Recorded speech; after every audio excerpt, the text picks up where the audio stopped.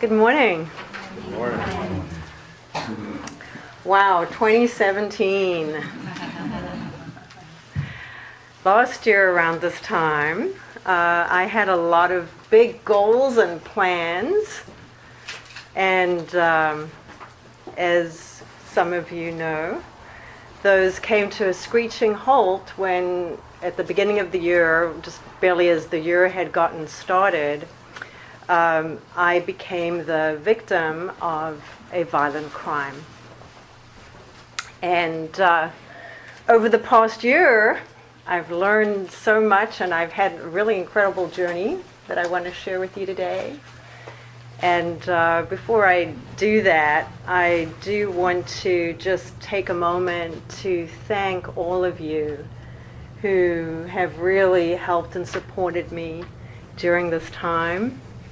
Al, Elizabeth, Louise, Lynn, Daylight, Mike, all of you, thank you.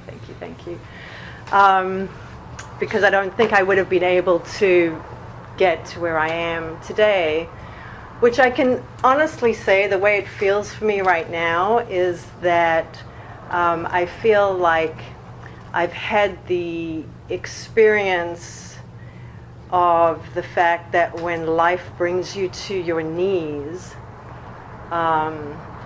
it also provides the resources for you to lift yourself up higher than you have before. If you're willing to let go of stuff and embrace a different way, a new possibility, and kind of get out of your own way to a large extent. Anyway, I know that there's a lot of you who haven't heard the story, so I'll just kind of start in the beginning. It was around February 7th, and it was Super Bowl Sunday, and I'd come here to Zen practice that morning. And in the afternoon, I was working at my desk. I had a really big month planned. I had launched a new website, and I had taken on a technology partner toward the end of 2015, and we had a big launch scheduled for February 24th, so there was a lot of stuff still to do.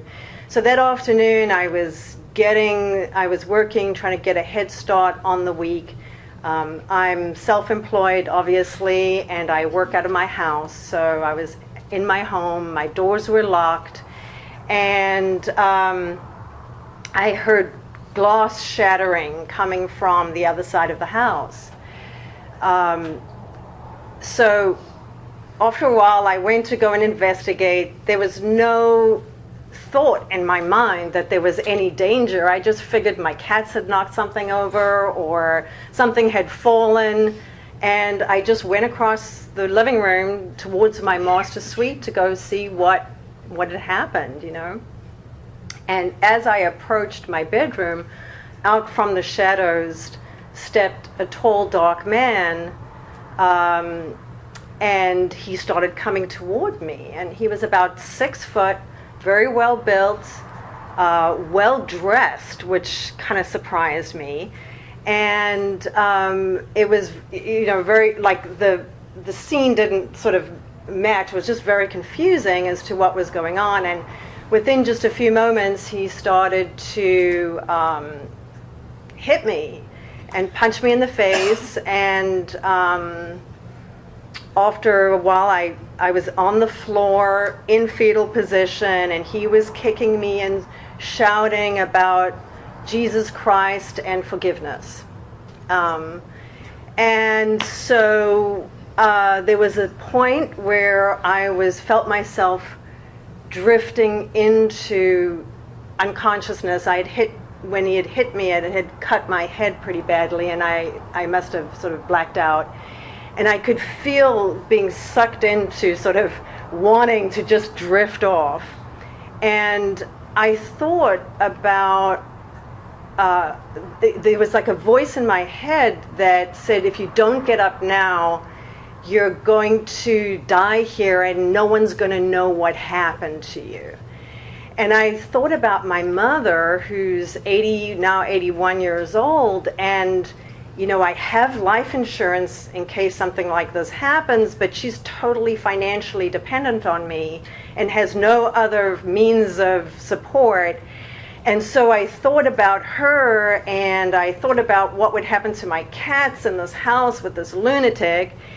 And the thought of those things somehow got me up, I got to my feet, and I ran towards the front door. I was able to get the front door unlocked and open, but on the other side of that was my storm door, and that was locked too. So as I was fumbling for the lock, I felt these hands come around me and pull me back into the house.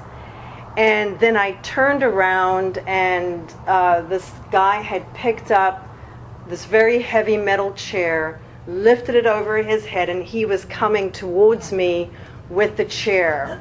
And I blocked using my strong right arm, and the chair hit my arm, broke my arm, but the momentum of the break in momentum threw him off balance, and I used it as an opportunity to get out the door. And so at that point, I was just focused on the house across the street, and hoping and praying that somebody would be home, somebody would see me before he could catch up with me, because I was sure he was going to be right behind me. And as I got about halfway across my front yard, which isn't a very big front yard, I felt myself being pulled off to the side. And this time, when I looked, it was a uniformed police officer. And I didn't have any clue what he was doing there, because I hadn't called 911. There was no signal of danger. I knew that it's a very quiet house. You wouldn't have been able to hear me screaming from next door. And then when I looked up and down the street, there were police everywhere. There were police cars, there were uniformed police officers, and I couldn't understand what was going on. And a few days later, when I was able to look at the police report, I found out that, in fact, the police had chased him from another neighborhood. He had been on foot, and they had seen him break my fence, break in through the window, and they were outside the whole entire time. So, sitting in their police car. So, in any case, I was rushed to the hospital, and, my arm, I had to get my arm stitched, my head, lots of bruises, contusions, you name it. And in the meantime, they sent the K9 unit in, and they were able to subdue him with the help of a German Shepherd. So he got arrested, and, I got out of hospital, and obviously the weeks and months that followed were a pretty painful and confusing and scary time.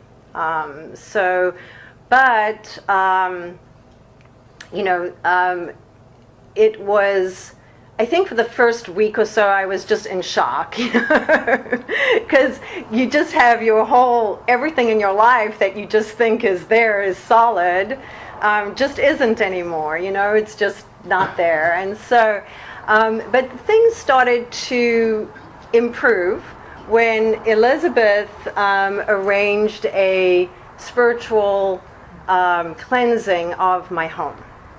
And I really didn't have at that point any expectations.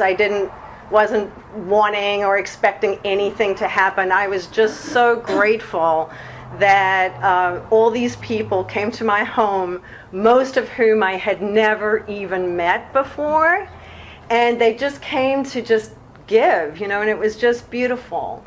And during the ceremony, we were sitting in a circle, and we were all meditating or doing a prayer of sorts. And I just had this experience, again, without expectation, without trying to make anything happen or even thinking that this was even going to be a possibility. I had this experience of this weight being lifted up off of me. And this veil of love and forgiveness and just this beautiful sensation happening. And in that moment, I knew that I had forgiven this person. It wasn't anything that I did. It just happened spontaneously.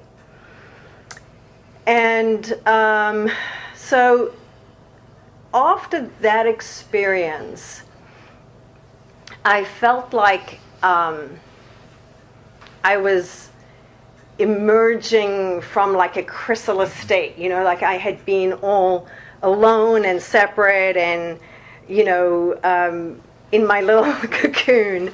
And now I was going to be able to kind of spread my wings, not to extend the metaphor too far. I know that Elizabeth likes butterflies, but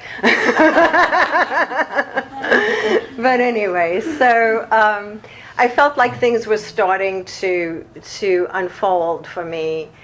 And Louise came to my house, and she did this process that really helped me get over there were symptoms of PTSD, where I would have these panic attacks and nightmares, and just, just from your neurology just does crazy things when something like this happens. And so those protocols were very helpful in getting to sort of undo that irrational panic sensation that was a big part of how I was feeling in those first couple months, I guess. And so anyway, things started to, I was starting to heal and starting to get better, I suppose. But I think if anybody's been through, a big life-changing event, I think for most people anyway, what happens is you come to a place where you come out of the darkness and you start to sort of see the light, and that's a good, hopeful place. But then you've got all the block and tackle stuff to do. Then you have the work to do. Then you've got to put one foot in front of the other. And for me, that's a kind of sticky part. And so my healing didn't go quite as quickly or as easily as I thought it should. And, I had these problems with my arm, and then they ended up being problems with my wrist. And I wanted to get back to work. I was, starting to feel financial pressures, and my memory was just mush. And from the concussion, my analytical skills just weren't there. And a lot of what I do is really about having full capacity of my brain and my mind, and I didn't have that. So as the weeks continued and started to progress, there was a lot of frustration building, and in the meantime, I was, contacting the district attorney to see what was going on with the case, and I was looking at the guy, Kevin Jackman is his name. I was looking at his Facebook page and his LinkedIn pages to see what he was doing. And I realized that I was very frustrated because after this had happened, he was Baker acted. He never spent a day in jail. He was Baker acted, put in hospital, and he was released on bail immediately. So he returned. He was a senior at FIT. He was on the track team, and he had gone back to his life, and he was traveling he was traveling, winning competitions, back at school. I don't even know if he missed maybe a day of school, and that was pretty much it. And so, I was working myself up into a bit of a state, because here I'm thinking, look at me, and I'm doing, it's already now May, and, he's gone back to his life, and in May he graduated from college. So, in June, but towards the end of June, things came to, it took a really bad turn, and I went into a tailspin. It was, 3 things happened in 1 week that just, made me dive into deep darkness, I guess, which is, firstly, my sister, Adrian, in South Africa, tried to commit suicide. Then my partner, who I'd taken on the year before, had decided that there was way too much drama in my life, and she did have a point, and she decided that she didn't want to be partners with me anymore, and in the process tried to steal my business, but in the process broke the website, and it cost a lot of money, and I still don't have it back together, and it's been probably 6 months of work just to kind of pull that back together.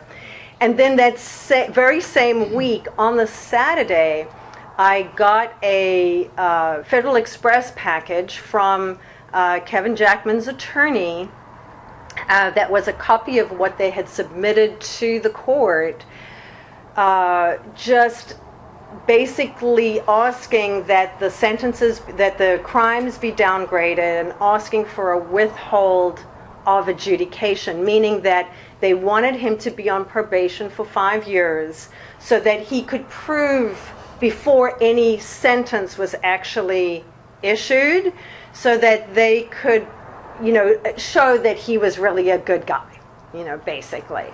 And in the package, it also laid out him and his history and what had happened, at least their version of it, for the court. And he had been a really good kid and had never had any crime or anything against him. He had been an Eagle Scout. He was a volunteer firefighter. There was a letter of commendation from President Obama. There was a letter of commendation from the mayor of his city in New York State. There were letters of recommendation from all the different professors and coaches that he had at FIT, and saying what a great kid he was and what a great citizen and student he was. So there was also an affidavit from his girlfriend, who said that he had never done drugs before, and what had happened was, the day before, the Saturday, her and 2 other PhD students had convinced him to try LSD. And he had had a psychotic break, and, the rest we know, right? So anyway, that just made me crazy, especially on the heels of the week I had had.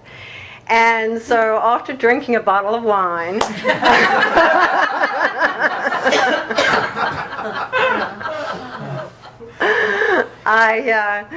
I wrote the district attorney an email, saying never, ever, ever, ever will I agree to this, and let my lawyer know that I wanted to meet with this young man, because in there it said he had no recollection of striking the homeowner, and I wanted to not only give him a blow-by-blow account, but I wanted to show him all the pictures that had been taken of all the injuries and the wounds and everything that I had, And at that rate, I was also going to sue my partner, and I was going to tell my sister what I thought about her for doing this to my 90-year-old, la, la, la, la, la, right?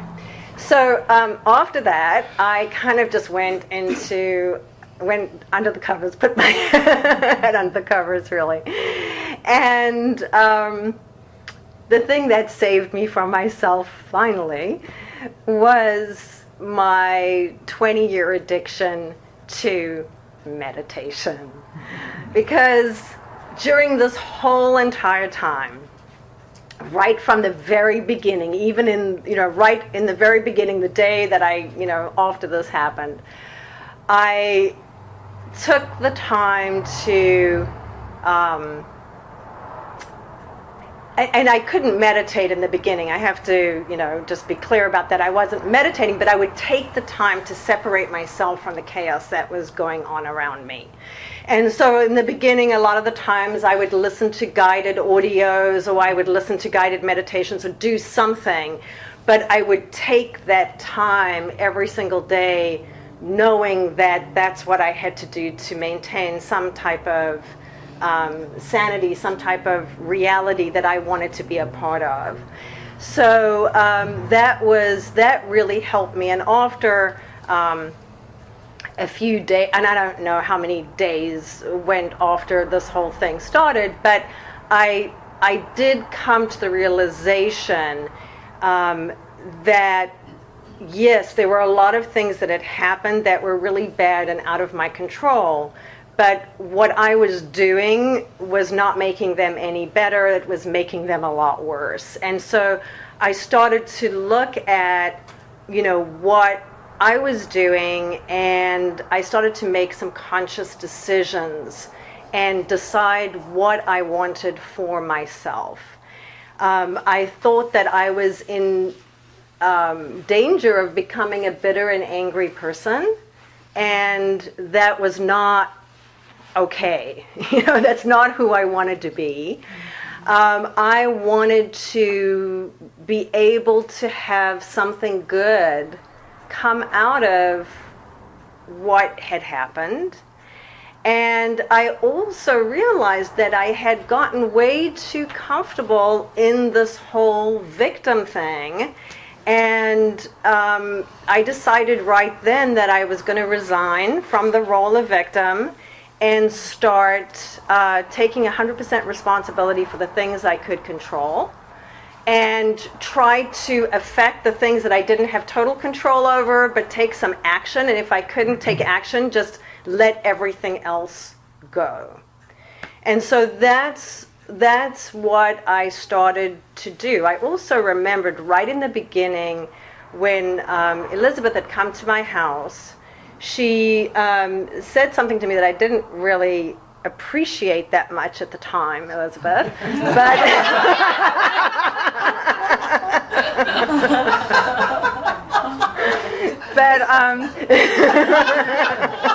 But she did say to me, and because she knows a lot of my history, and she said, maybe you could use this as an opportunity for some really deep healing. And I remembered what she had said and kept it in mind.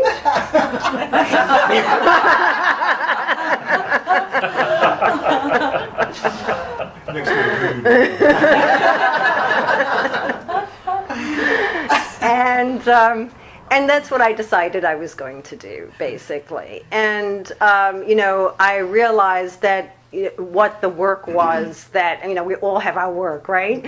And I realized that for me, what my work was a lot around letting go of anger and resentment for myself. I had 50 years of mistakes that I was holding myself accountable for and not letting go of. And that's what I started to work on, releasing that and, overcoming guilt and just working on myself. That was really what my focus was. I stopped looking at bothering the district attorney, caring about what anybody else was doing as regards my situation, and just started to focus on healing myself and taking control of the things that I could do, that I could affect. So when November came around, by the time November came around, it was 3-4 months later, and honestly, I really had stopped thinking about the case. I had stopped worrying about anything else was going to happen. I was just focusing on what was important to me. And so I was really surprised when I saw in my calendar the week of November 11th, when I saw this meeting come up, that I was going to have this big confrontation with the guy who attacked me. And at my request, I was going to meet with him. And at this point, I really didn't care. But I was a little bit still concerned about moral hazard. I knew that the case was going to get plead in some way, and that there was not going to be a trial. He wasn't going to see a trial where he could actually have to listen to what had happened. So I thought it was probably going to be a good thing. So I decided to go ahead with the meeting anyway. And it was just a few days after the election. So I think I should just kind of explain what my state of mind is going into the meeting. So I'm going to just kind of, in that context, just kind of explain to you how I was feeling. It was the Friday right after the election. And in one of the decisions I'd made earlier was, I was really concerned about what was going to happen in the election. And so instead of, sitting at home and watching MSNBC, which I had been doing, I decided that I was going to actually get out and volunteer and do whatever. So that's what I was doing. And when the election happened and then was over and my side lost, I was really at a point, let's say, of surrender.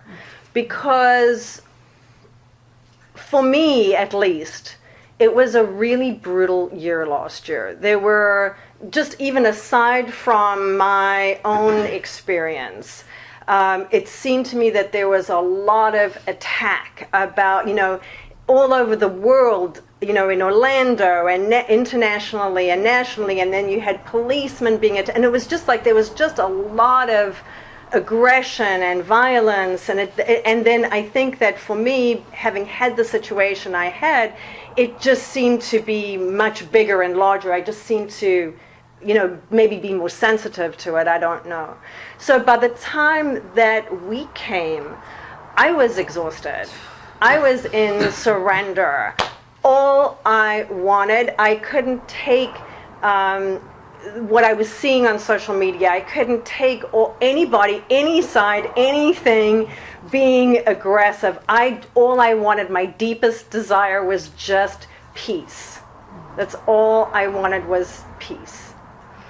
And so when I went into this meeting, I really, I didn't know what I was going to say. When I had originally set it up, I thought I knew what I wanted to say, but I just, I didn't have really any expectation. I pulled together some pictures maybe 10 minutes before I was supposed to go, and I really hadn't planned anything. So when I was sitting in the conference room, waiting for Kevin and his attorney to come in, I realized that while I hadn't done any preparation, and this didn't seem that important to me, this was very important to them. Because this kid is now 22 years old, and his life was on the line. He had 3 felonies, charges against him, and 2 misdemeanors. And one of them was a first-degree felony, so that could be a life in prison. And his life hasn't even started yet, So this was a really important meeting for them. And when they came into the conference room, there were 3 of them. It was Kevin, his dad, Stephen, and their lawyer. And they were all wearing dark suits, and they all looked, like they had really prepared for this meeting. They were carrying a beautiful vase of long-stemmed red roses. a beautiful vase of yellow roses, and Kevin had a box of pastries, of actually chocolate truffles from a French bakery that was all nicely, prettily wrapped and everything. And they walked in into that room, and I know this sounds probably maybe like I was hallucinating, and maybe I was, but I had the sensation when they walked in of a warp in space or time or something, where I could feel what they were feeling. I could, from Stephen, Kevin's dad, I could feel that he felt guilty. I could feel his sense of guilt and his fear and his sorrow, and how hard he had worked to get Kevin to this place in his life, and this disappointment. And I could feel that he wanted to be hopeful, but he was afraid to be hopeful in case things didn't go well in this meeting. And I could feel from Kevin this just shame, this just terrible shame. So as they came in, bringing in all these things, I shook their hands. I shook the two older men's hands, and then I turned to Kevin and I said, gee, you don't look nearly as scary as you did when I saw you the last time.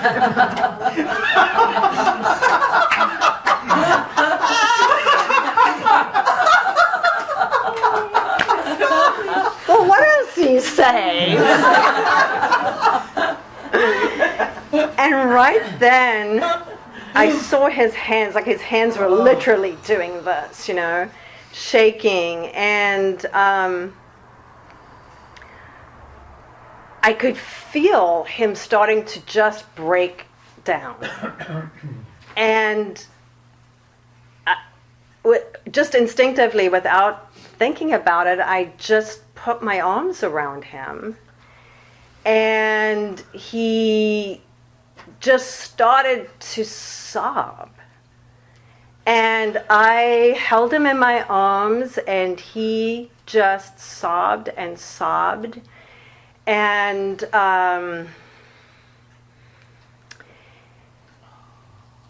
it was, I just told him that I forgave him, that God forgave him, and we just stayed like that. I don't know, maybe 6 minutes, I don't know, 5, 6, 7 minutes, I don't know. I think I have my... this picture was taken, I don't know if you can see it. Oops. No, don't do that. This picture was taken right after, maybe 5 minutes after we had met. So that was one of the most profound moments of my life.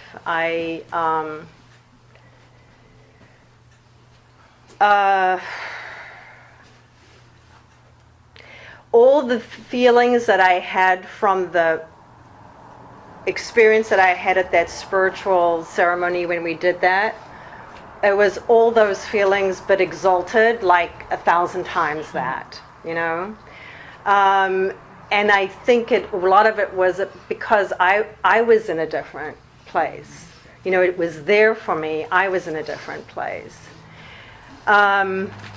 Since that experience, everything in my life has shifted.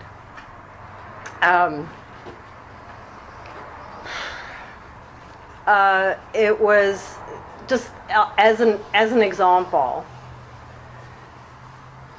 My mom who I mentioned earlier, for the last 20 years, I have been carrying the responsibility of her as like my cross, you know?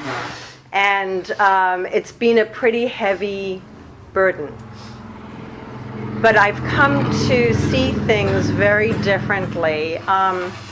You know, I have so many of my friends who don't have their moms anymore. And, you know, I have had this privilege of giving my mom the life that she's always wanted. When she was a young girl, all she ever wanted to be was a competitive athlete. That's all she ever wanted. And her parents wouldn't let her do that. And when she was 17, they married her off, and she had 5 kids, and that was her life, you know? And I've had the privilege of being able to give her the life that she's wanted. My mom is 81, and she holds most of the records now in the state of Florida for senior Olympics, masters, everything in senior. She runs, she she plays pickleball, she holds the table tennis record. She's just like, you know, she does the 5K, you know, she complains about her speed, and then she says, well, the reason I'm doing so well is that all my competition is dying. Oh. So anyway, but I just see it so differently now. Like, I see it now as, you know, that it's an honor for me to be doing this as opposed to a responsibility, because this has just been such a demonstration for me that that giving and receiving are the same thing.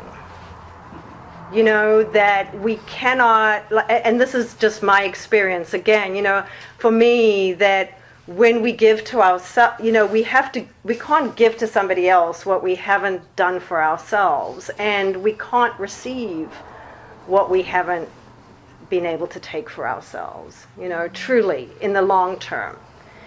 So, I don't know, I just feel like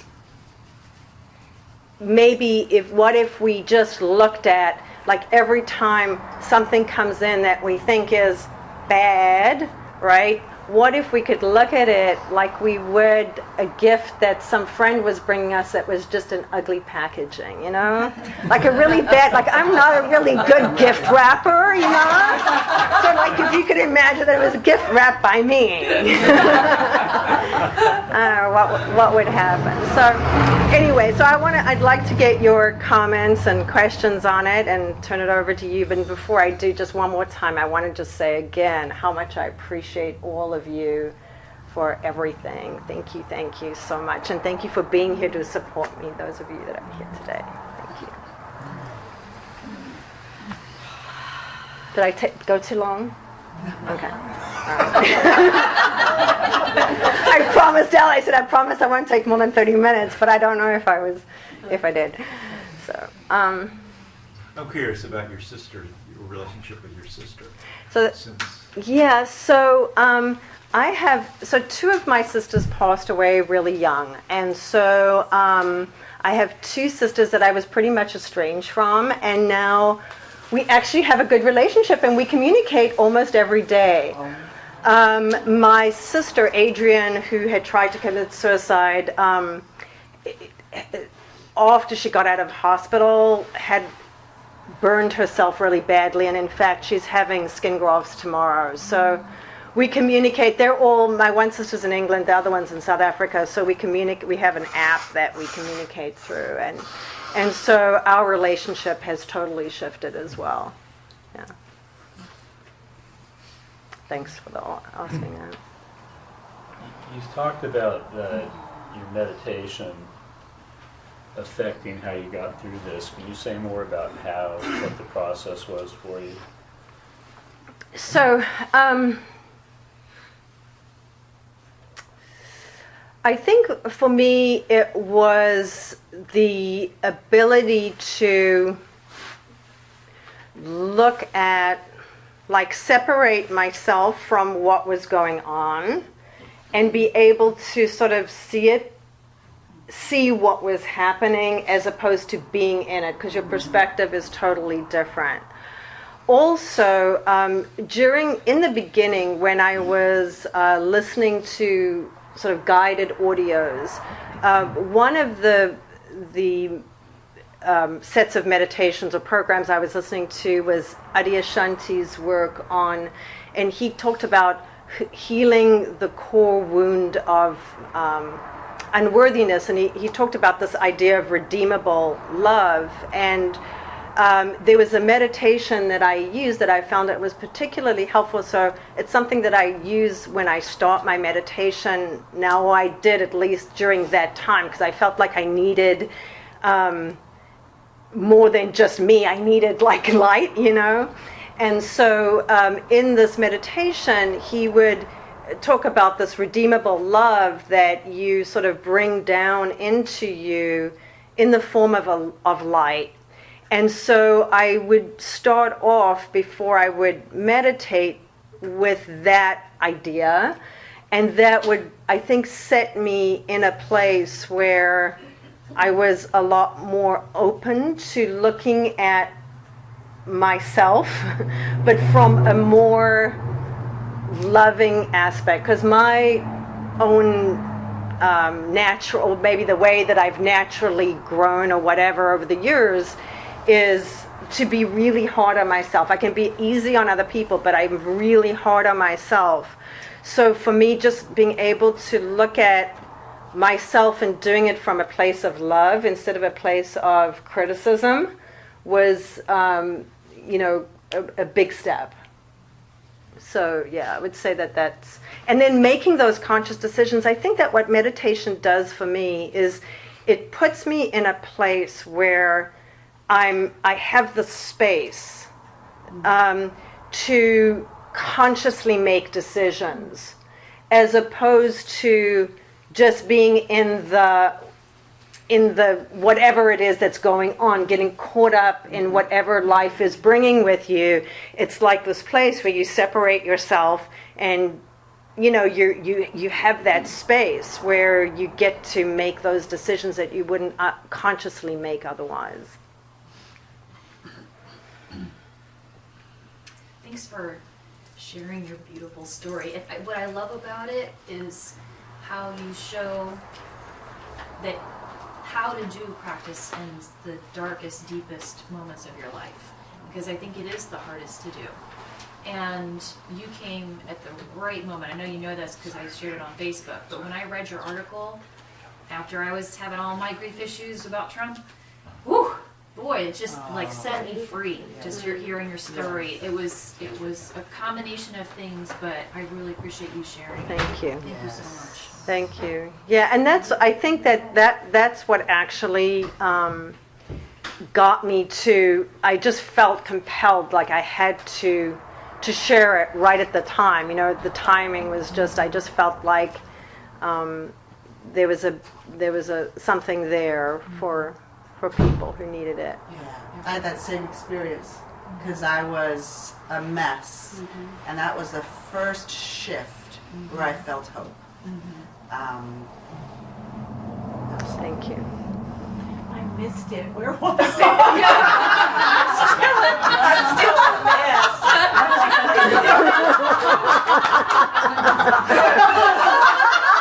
I'm sorry. Could you email it to me? Or tell me afterwards. Thank you, Mandy. I gotta go. Thank you. Maybe you could print it up and pass it out regularly.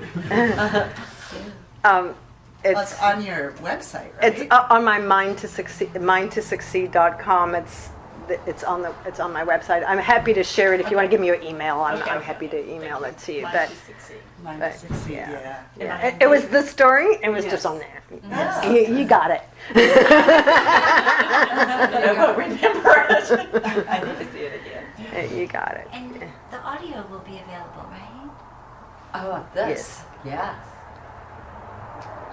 Yeah. Where? Yes. Okay, so what happened after you unembraced?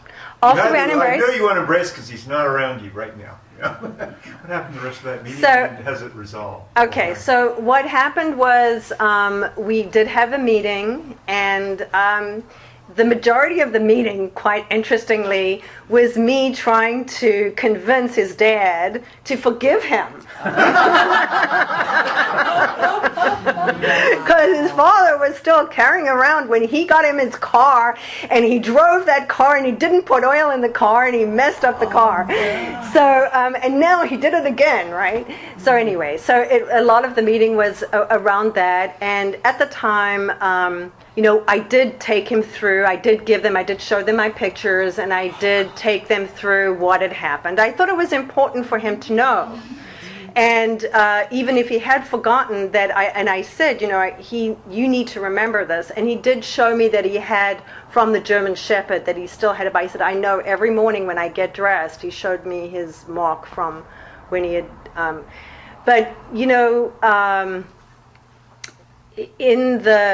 so after that, I still wasn't sure. At that point, I still, going into that meeting, I had still said, never, ever, ever am I going to agree to what you want in terms of what we're going to do. But, never, ever is still sometimes, right? So anyway,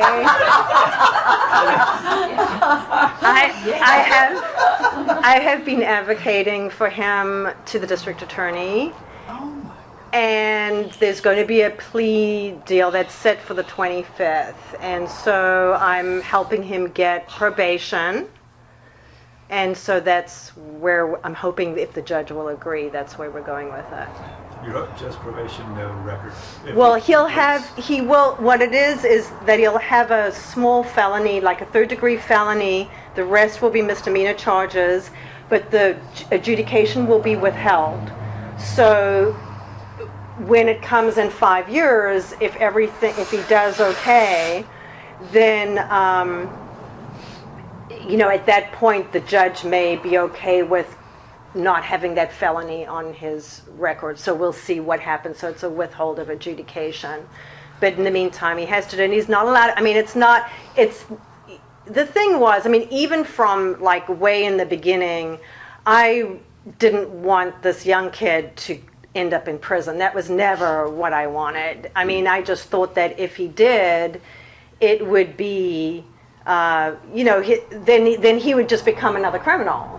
He's a good-looking young kid, 21 years old. What would happen to him in prison?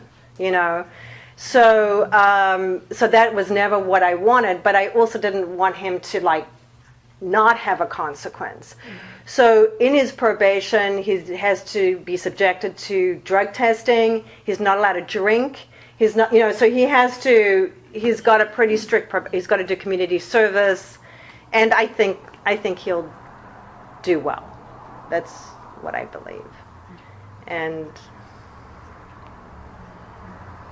I'd like to hear from Lynn, because my friend over there, Lynn, she had a really interesting experience. Lynn is one of the few people I knew outside of the Sangha here because I just moved in 2015 from South Florida, so I knew Lynn, and she was working at FIT and just coincidentally had gotten to meet Kevin, right? Was it? I did. Kevin, who's a senior, as Mandy said, at FIT, and I was working in the Department of Economic Development, and he came in for a complimentary consultation with regard to how to grow his online business. And he was one of the few students that I had met that I was absolutely so impressed with. He was extremely handsome, well-groomed, came in a sport coat, white shirt, tie, khaki pants, beautifully presented himself. And I even remember saying to him, your family must be so proud of you for the young man you have become. And so after this horrible thing happened with Mandy, and she knew his name, and she gave it to me, and I can't understand why this name is at all familiar to me until I logged onto his LinkedIn profile. And I realized that the young man that I was so impressed with in every aspect of his being that day was the same handsome, young, articulate, well-groomed, brilliant young man that could have done such an atrocious thing to my beautiful friend. And I carried that with me for so many months, looking at Mandy in complete awe as to how she can find forgiveness the way she has. And everything that she is saying today is absolutely true. She's not saying it for any other reason than this kind of forgiveness has really come from her heart. And so I only hope that I can learn from her, because it is truly one of the greatest gifts in the world to not carry that kind of pain and to truly learn how to forgive. So, I mean, if she can forgive him for what he's done, can't we learn to forgive one another, or maybe even better yet, learn to forgive ourselves for things we've done? Because we carry that with us every day. So Mandy, thank you again for constantly being a teacher for me. Thanks. Now that meeting that you had was the same week that week, right? Of the actual, it was the same week. It was right after the incident with me took place. Wow. It just so happened the next week we had tagged. It was right afterwards. A few days later, he had this appointment with her, and then we were communicating, and I said his name because I wanted to know like what she could tell me about this kid at school. So she could look him up, and then she was like, I know this name, and she had just met with him. And I had his business card sitting right at my desk. Yeah. Like, how could that happen? Like, I just met him, he breaks into her house, and, then I called FIT right away, in the department that I worked with, because I had set him up for yet another consultation to meet with a PhD that I worked with that worked in international business, and I wanted the two of them to meet, and I wanted to stop that meeting, because at this point, look at what this young man is capable of. Just because I thought one thing, obviously it wasn't true, because he had just done this horrible, horrible thing, and yet their response at FIT to me was, you're innocent until proven guilty. And they would still move forward and counsel this young man. And I know we're all innocent until proven guilty. But he's not. He's not innocent, even though he hasn't been proven guilty, because I've seen Mandy's pictures and how battered and bloody and black and blue and broken she was. And he did this to her. But they disregarded what I said, and they went ahead and they met him a second time. And I think the meeting went fine, and I've left FIT because I was so, and for other reasons, but I was so angry. I was so angry that they would continue to embrace this young man, knowing what he had done. And then some of the stupid things that people would say to Mandy. What do you mean you didn't know him? Why would he break into your house?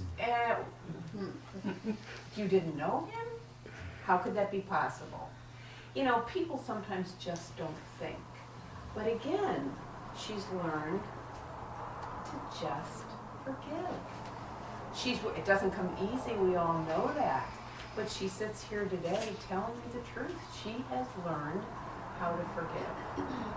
And so I'm working with her to learn the same thing.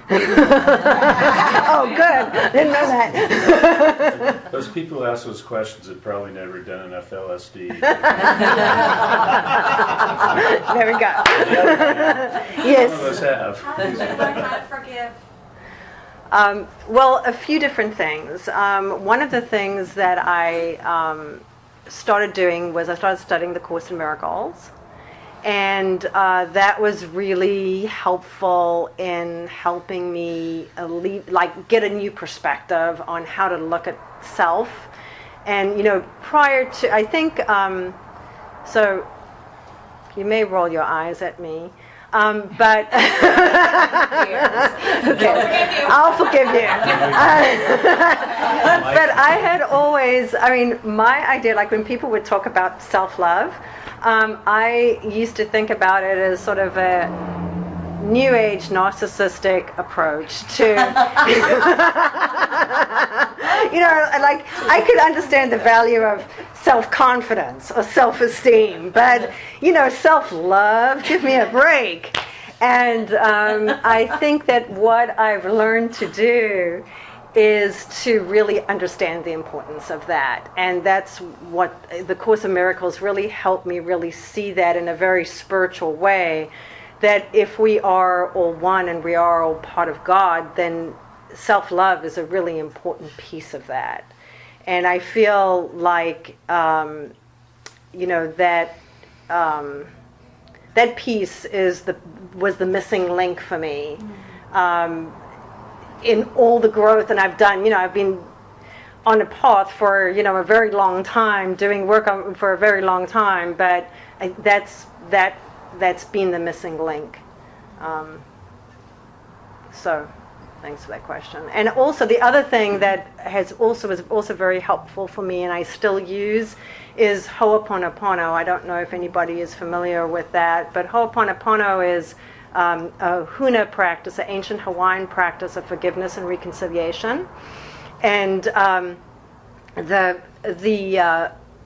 huna tradition is very similar to Buddhism in that what the underlying philosophy is, as is in the Course of Miracles. It's also it's sort of like the Christian version of Buddhism, really. So it is. It really is. Sorry, it is.